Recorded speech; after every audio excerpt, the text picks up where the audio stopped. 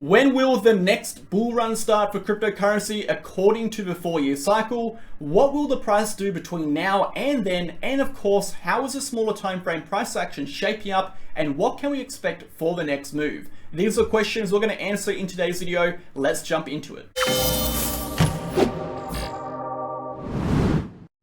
Okay guys, welcome back to the channel. Thank you for tuning into another video. I hope you're all having a fantastic day today. We're here to take a look at Bitcoin on the macro and short-term time frame charts today, discussing the 4-year cycle in regards to the next bull run, the current macro trend, and of course how the charts are shaping up on that higher time frame. We'll also take a look at a smaller time frame today, discuss the next move for Bitcoin, and still the possibility of that reversal and even the continuation down to 25.2k. Before we do get into today's video, smash the like button, hit the comment button, and of course guys, subscribe to the channel. We're getting very close to 10,000 subs, which is absolutely mind-boggling, but it's awesome that you guys love my content so much that you do subscribe and continue to follow me over here. I do highly appreciate that. If you're interested in more of our content, you can find us on Telegram. That is the second link down below. You'll get access to charts, updates, analysis, information, educational posts, news events, and so much in here, guys. We post everything that is relevant and important to keep you guys on track and up to date with what the markets are doing. If you're interested in trading, however, you do have to join our VIP channel. I do post all of my trading signals. You can see over here, exact entries, exact targets, exact stop losses, and full altcoin justifications via charts, analysis, updates, and so much more in here, guys. We do longs, we do shorts, we do Bitcoin, we do altcoins, we do Ethereum, we do everything you need. Including that, you'll also get access to our group chat. So you'll get access to our trading and chart chat. You'll get access to our help chat. You'll get access to our altcoin analysis chat, and of course, our general chat. All this is designed to make you guys more proficient and better traders. You can find more information about that in the pinned comment right over here, including our entire trading track record. Go ahead and check it out. We'll get into the video. Okay, market data. How are we looking to start off with? Currently, this week has been quite a slow one. I'm not going to lie. We're Wednesday. We're 3 days into the week, and we haven't seen too much. This week has been a very indecisive week. A lot of sideways chop, and really not too many big moves. And it's obviously a nice thing to see the market take a step back and relax. It gives us time as traders to assess our ideas, assess our decisions, and kind of make some plans around what is happening. But it is also kind of boring at the same time, right? We're down 15% in the last 24 hours. We're at 55 billion in 24-hour volume. Again, down 15%. 24-hour liquidations are down 14%. It's sitting at 43 million. Again, you can see it on the top corner of the screen over here. In terms of monthly returns, we have come down around 0.1% in the last 24 hours. We're sitting at 7.18%, guys, on the monthly return in the red. Moving on, our volatility index, guys. And I don't know why the screen isn't showing over here. I think we might have to skip out on this one if I can't quite get it to work. Let's see. It does look like we're sitting around, and I don't know why it's not showing up, but we're sitting around 2.18% still on the 60 and around 2.4% on the 2.18% on the 30 and around 2.48% on the 60. So again, not too much changes happening over there. As for liquidations in the last 12 hours, we have seen, again, a nice little spread between longs and shorts on those liquidations. There has been a little bit of a choppy environment. We are seeing these spikes of longs and these spikes of shorts, but overall, again, liquidations aren't that high. We're sitting around 53 million, a little bit more in favor of the shorts being liquidated. Let's go ahead and talk about the DXY. The DXY has broken out of its descending resistance. Its downtrending resistance has been a resistance now. It's been in play for around about 230 days. We have officially actually broken out of that downtrend. Now, we are not in an uptrend on the DXY yet. However, this facilitates a potential reversal which could develop a uptrend, and that is something to keep in mind. So we're not in an uptrend yet, but we are out of that downtrending resistance. We could now create a new downtrend from here, or this could develop into a reversal that pushes the DXY up. As you would know, guys, the DXY is basically a reflection of the strength of the dollar. It is a relative strength. It reflects the relative strength of the dollar in comparison to other currencies globally. So it does essentially reflect the strength of the US dollar. And if the DXY does rise, it generally indicates asset prices are going to fall. They do have an inverse relationship of around negative 0.7%. So most of the time when we see the DXY rise, we do see Bitcoin fall, we do see stocks fall. We're not talking about intraday movements, we're talking about on a higher time frame. The overall direction of these assets are generally inverted. We look at Bitcoin since around November, Bitcoin has been up, the DXY has been down. That resistance has now broken, of course. So looking at the DXY, if the DXY does continue upwards here, it is safe to assume we're going to have this negative pressure on assets because the risk, the systematic risk in the market is going to shift against the favor of asset classes, of assets such as stocks, such as crypto. It's going to increase the systematic risk in those markets, and that overall makes them slightly less favorable for investors or individuals looking to acquire those assets, and thus they do fall in value as the US dollar rises in value. However, if the DXY does actually come down over here and breaks through the support, that will send the US dollar downwards. It will drop the DXY price over here. We're looking at a target around 99, and of course that will push the asset prices upwards as assets now will become cheaper in relation to the cost of the US dollar. Moving on from there, guys, we can see the S&P 500 is still very much in the same place as it has been for like the last week. It hasn't really done much. We've really just been pushing sideways. We bounced from this double bottom over here quite well. We've essentially just been ping-ponging between this resistance and this support over here. We can see a POC level is sitting right in the middle, which is normal. We are developing a POC around this middle point because we are hovering around this point now for quite a fair amount of time. The longer we hover around here, the stronger that POC does actually become. Looking at the structure, we are in a rising channel formation. If we do break from this downtrending, this uptrending support, we can expect a continuation downwards. If we do break from this upper resistance level, which mind you is around a 400-day resistance, we can expect a move toward the upside, potentially as high as around 4,300. Looking at the Dow Jones, the Dow Jones is slightly forward over here. Moving a little faster than S&P, we actually have lost that respective support level, but S&P is still sitting around this midline over here. We are pushing towards our uptrending support. In fact, if I do line these lines up a little bit better, it does look like we're getting quite close. So we haven't quite reached that support level, but it does look like we're coming toward that support level. Of course, this is going to be a very critical level for the Dow Jones. If we don't bounce here, it could come down and retest this downtrending support line, or at least retest some of these psychological levels, such as $32,000. We are looking at that for the next move. Of course, if we do bounce over here, the trigger for the macro bullish will occur above this red box. So if it does break this red box, that is going to be the trigger for the charts to flip macro bullish. The same goes to S&P 500. If we do flip over this trigger point, it is going to be the trigger for macro bullish, and the trigger point again being that respective red box on the chart over here.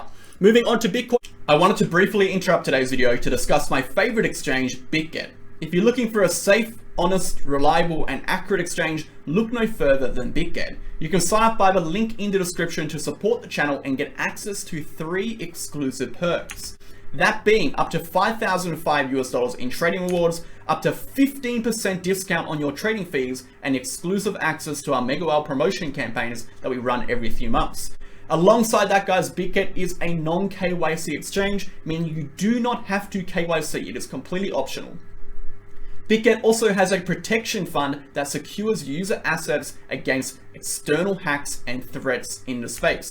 Alongside that, guys, Bitget offers up to 125x leverage on futures with extensive amount of trading pairs and liquidity on the market. I highly recommend signing up to Bitget. It is the exchange I've been using for over a year and a half now, including all of our members. If you're interested in signing up, trading there, and supporting the channel, you can do so with the link in the description. Thanks for listening.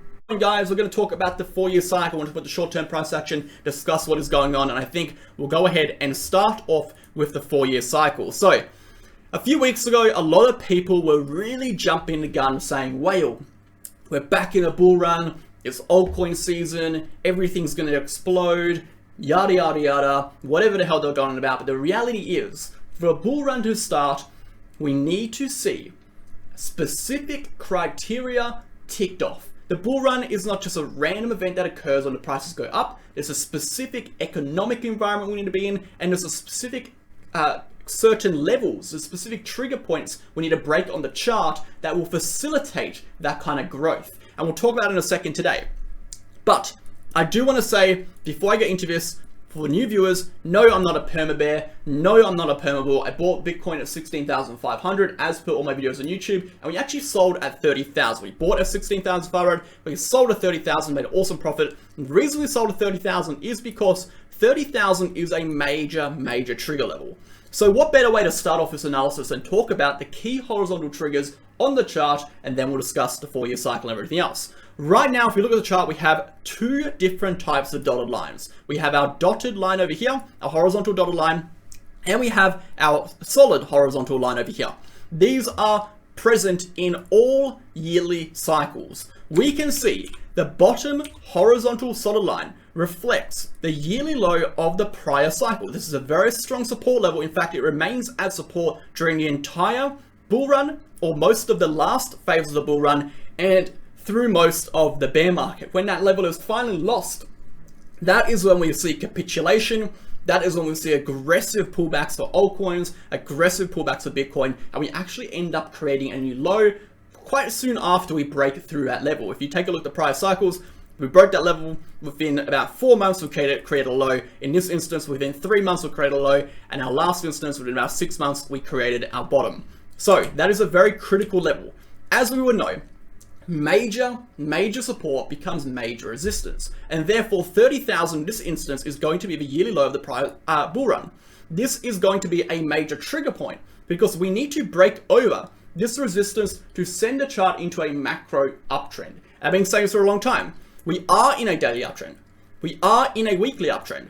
The daily uptrend is questionable. Daily uptrend has actually been lost. We'll discuss that in a second. We are in a weekly uptrend. However, we are not yet in a monthly uptrend. We are not in a yearly uptrend. We are in a monthly/macro reversal. For the monthly uptrend to resume or begin, we actually need to close a monthly candle above 30,000.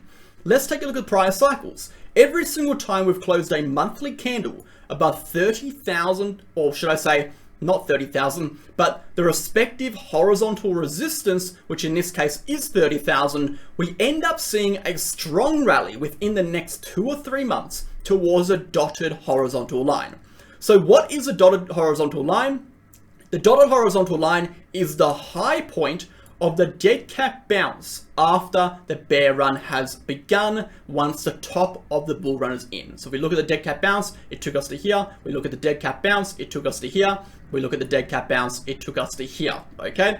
In this instance, the dollar trend line is around 48,000 US dollars. Now, 48,000 US dollars is an incredibly significant point on the chart. I'm going to show you why. We'll move over to our daily chart and we'll come back to that chart in a second. So if we zoom all the way out over here, guys, you can see 48,000 is represented by this top over here. In fact, we have a rising channel formation, which we broke down and that sent us much lower, but that is a very key point. If you do remember on the higher time frame, in fact, that was, and I'm going to try bring it up, it was the 200-day moving average, retest and flip. So I'll bring up the 200 moving average. Let's go up and bring our 200 moving average up, and we'll go to the time frame. I'm pretty sure it was here on the daily chart. You can see this was the retest of the 200 moving average on the daily, and we actually got rejected from that. So 48K is a very significant level, not only in terms of historical price action, but if we look at our volume ranges over here, according to our VRPV, we can see when we break past 48,000, we actually start decreasing until around 52. So we do know 48,000 is going to be a higher time frame trigger, which is again a trigger point that will facilitate increased volatility, increased speed, and increased velocity, which will push the prices much higher. If $48,000 is cleared, that is going to be the trigger for a new all-time high. We'll talk about that in a second. As you can see with the 200 moving average, however, guys, the next time we actually broke through the 200 on the daily was all the way down over here at 19,500, and when that occurred, we actually continued upwards. We came back down, we support resistance test that, we flipped that as support, and then we've continued upwards ever since. So 48,000 is a key level, and we've just explained why. So let's go back to that 4-year cycle chart. As you can see, guys, every single time we push up to a retest that dotted trend line, we actually inevitably reject from it. We initially reject from that point, and there's a few reasons why. Number one, of course, the distance between the solid trend line and dotted trend line is a significant distance. In that instance, it's 57%. In this instance, around 70 to 80%. And in this current instance, it would be around 60%. So it is not wise to assume we're going to see a 60-70% rally without a rejection after. It's quite unlikely, especially because we wouldn't technically be in a bull run when that occurs. So looking at the chart, guys, a monthly candle close of 30,000. will result in a strong move, or most likely will result in a strong move based on the data we have to 48,000, which where we will reject once more, okay? So that gives you that. As you can see in the chart, there's another thing. Every time we close a monthly candle above 48,000, if we look at the angle of the price action, the trend angle, for example, go ahead and bring the trend angle over here to that point. If we bring the trend angle from bottom to that point, and we bring the trend angle from bottom to, let's hypothetically say we go to that point, we got around a 30 to 35 degree trend angle. Now, if we take the trend angle from that monthly close to the all-time high, we can automatically see the trend angle significantly steepens to over 60%.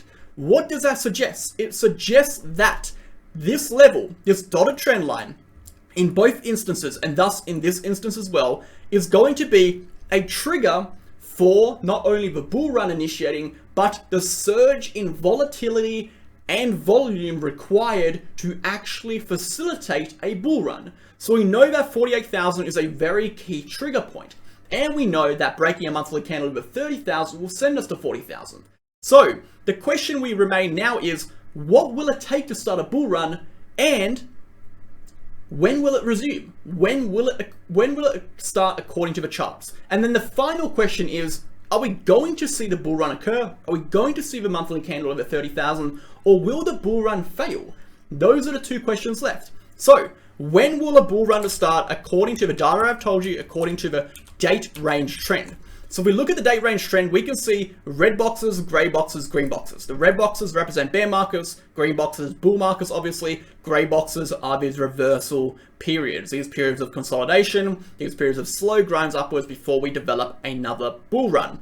If we take a look at these gray zones and we draw out our date range, we can see we have around 16 to 17 bars. So apply that to the bottom, drag it across 16 to 17 bars, takes us between March to April 2024. So what does that mean? Before March to April 2024, we would have retested 48,000 US dollars, we would have rejected from $48,000, and we would have either only just crossed back above it, or crossed back above it within a few months prior or on those dates, okay? That is what it's saying.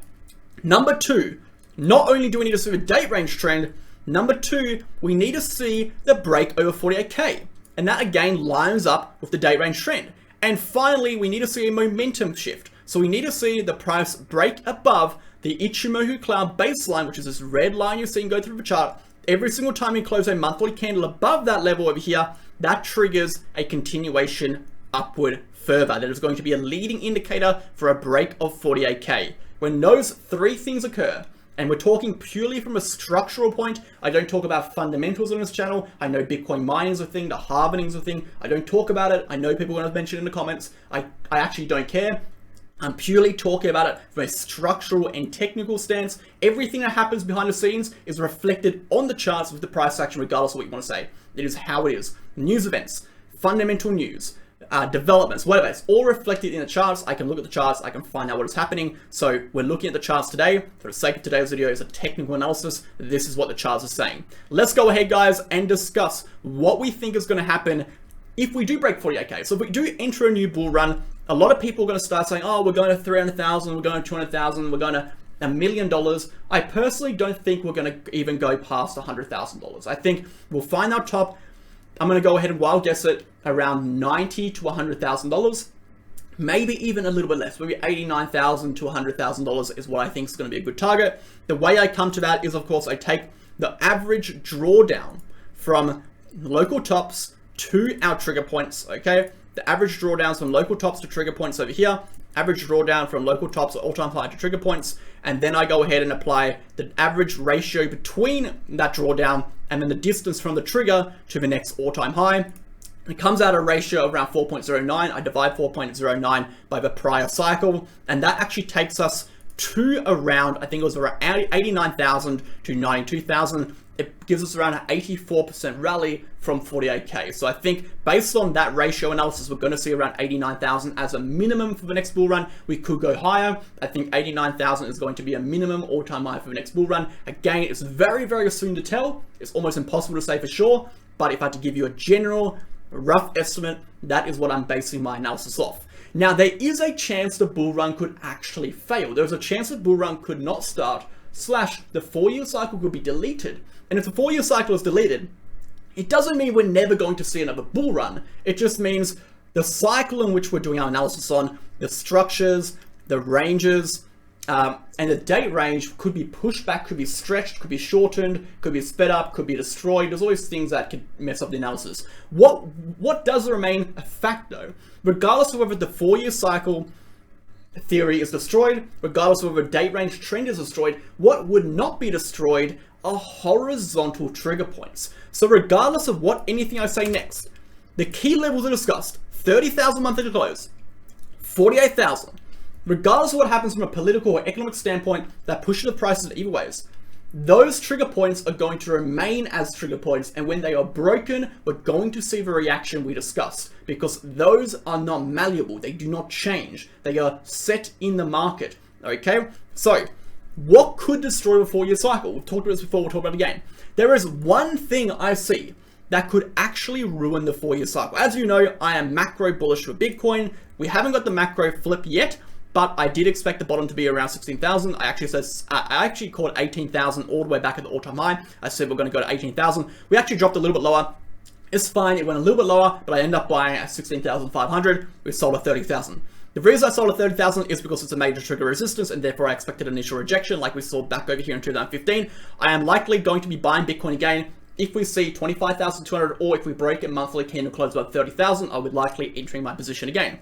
However, there is but one scenario I see that could actually destroy Bitcoin for the 4-year cycle. Not destroy and take it to zero, not push it to 4,000, not push it to 3,000, not all that crazy crap people are saying on the internet. It's not going to happen, okay? You have to get this straight. People are calling for $3,000 last bull market. When the bulls are in control, people get crazy. When the bears are in control, people get crazy. The perma bears come out, they call for ridiculously low targets, just as the perma bulls are calling for ridiculously high targets in the prior bull run. Listening to either of these people who benefit by playing on your emotions is doing you a disservice and is doing your portfolio a disservice. Look at the facts and the data. These are the facts, this is the data. I'll tell you another fact, I'll tell you another piece of data. The reason why we would potentially go lower and break this all-time low here, and the only reason why we could do that would be from an economic point of view. And what determines macro price action? Well, it's very obvious.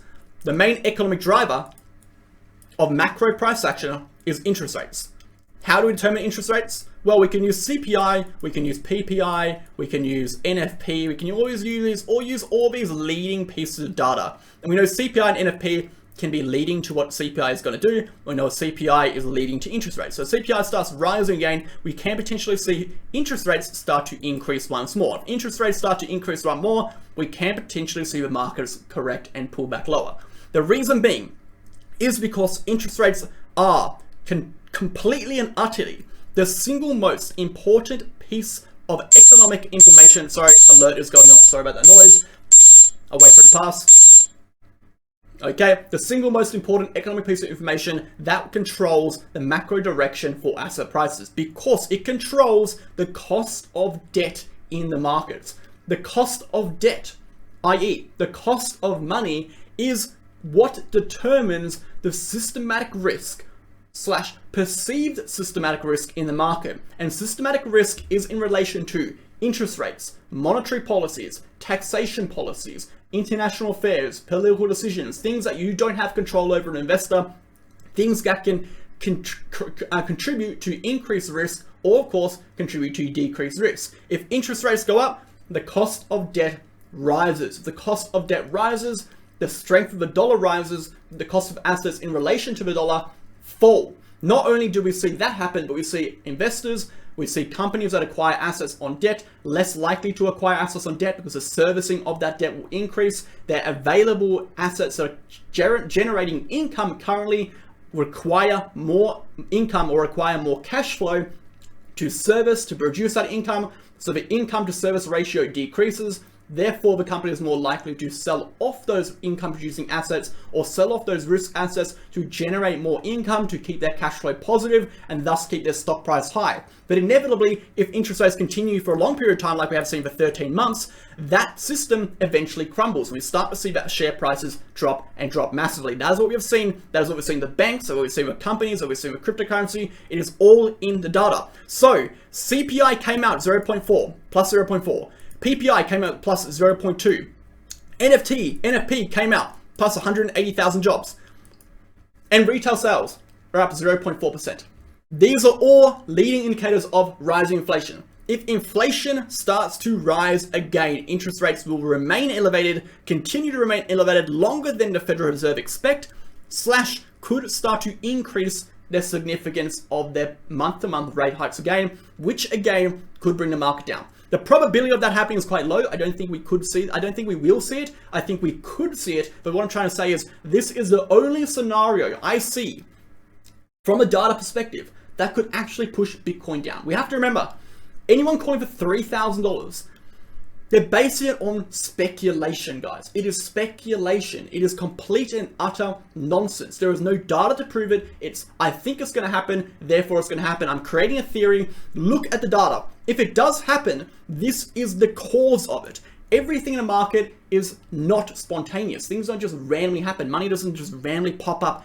Billions of dollars don't just randomly move around. The economy drives the asset prices. You have to understand the correlation between economic data, such as leading data, such as interest rates, and how the markets work and how asset prices move on a macro. It will enable you to create narratives on a smaller time frame, on a higher time frame, that could put yourself in a position of benefit to actually make money in this market. Like I said, I didn't buy 16,500 for a random joke. I bought it because I noticed inflation was topping out. I know that if inflation is topping out, interest rates are going to start falling in their month-to-month change, okay? If that happens, we know the systematic risk in the market will decrease because the market is based on leading data and it tries to front run perceived risk, and therefore asset prices will rise. Again, I determined that move based on this, not based on this, okay? If you understand how this stuff works, you will have a much better standing in the market than 99% of people, because they do not teach you this stuff. They do not tell you at university. They do not teach you when you learn how to trade. Half the people on the internet don't even know what this stuff means, let alone understand it on a high enough level to actually tell you. Even the people who think they do don't, because the markets are not the economy. The economy is not the market. What is good for the economy is not always good for the market, because the market moves on what we call perceived risk, and the economy is based on actual risk. Very different stuff, guys. Anyway, really quickly summarizing the short term, because I'm running out of time. Right now, on the short term, if we do lose this lower level, 26,000 to 25,600, that is a trigger for a continuation down. Until then, every correction has been a healthy correction, unless our higher time frame level of 25.2k to 24.4k is lost. If 25.2k to 24.4k is lost, we expect a continued correction downwards. Until then, this is going to be major support. On a macro chart, we can see it as major support, as because every single time we have come down here, we can see we have the 50, we have the 50, sorry, not the 50, we have the 200 moving average represented by orange line, the Gaussian channel midline, we have the bull market support band, sorry, all converging at that strong area of support, which is 24.4 to 25.2. 24.4 to 25.2 is a 300 plus day long support level as per this chart over here. If we are going to see a correction lower, we have to lose this level. Until then, every correction should be considered a healthy correction. However, the charts are not looking amazing. We are starting to see a lot of weakness in the short term. If we do start cracking below this line over here, we can definitely see a correction into this price action. Anyway, today I'm going to leave it there. I didn't really have enough time to get into short term, but we did talk a lot about the macro today. We'll get back into the short term in the next video. I hope you enjoyed today's video. I hope you learned something. Thanks for watching. See you guys next time.